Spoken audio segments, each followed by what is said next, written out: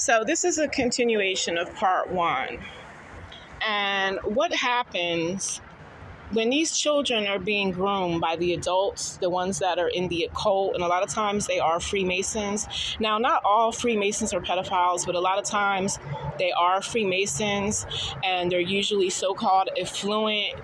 They're usually so-called affluent people in the community that will groom these children. They'll spoil them, they'll take them out, they'll fill their head up with all these lies, and then they'll gradually start molesting them. They'll make videos of the child doing something disgusting with another child. Oftentimes they'll put drugs in the children's food, like ecstasy or something kind of like that, to make the child experience the feeling of being horny. This is explicit, but I have to get the truth out. This is what they do to the children. So after they spoil them and give them money and buy them what they want, then they gradually start molesting them. They'll make a video. They will make a video. They will literally make a video of the children doing rituals with each other after they drug the children. And then they'll use that video against the children if they decide they want to tattletale, snitch, or get out of the organization. And that's how the first phase of the grooming starts in a lot of these pedophile organizations. Now, the symptoms and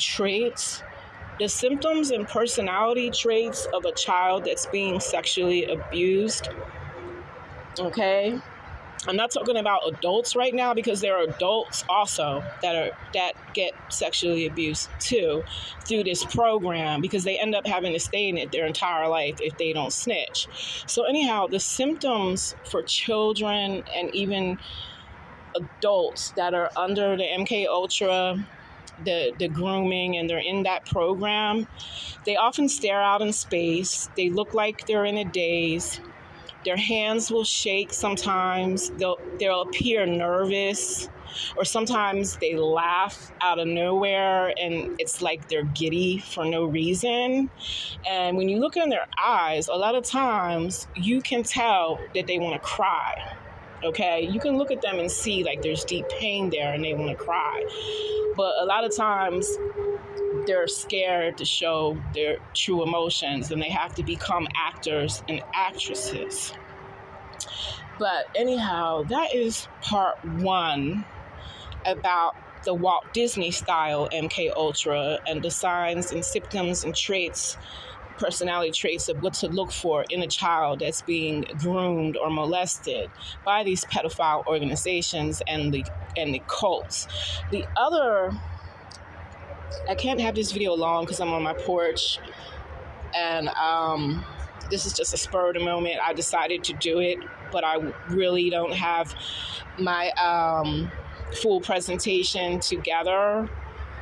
But this is a brief part one. So anyhow, I'm going to cut it short, but I wanted to add on a couple more of the personality traits or symptoms or victims, the symptoms of the victims and personality trait of the victims that are in the MK Ultra program that are being sexually molested through foster care or Walt Disney or different pedophile organizations.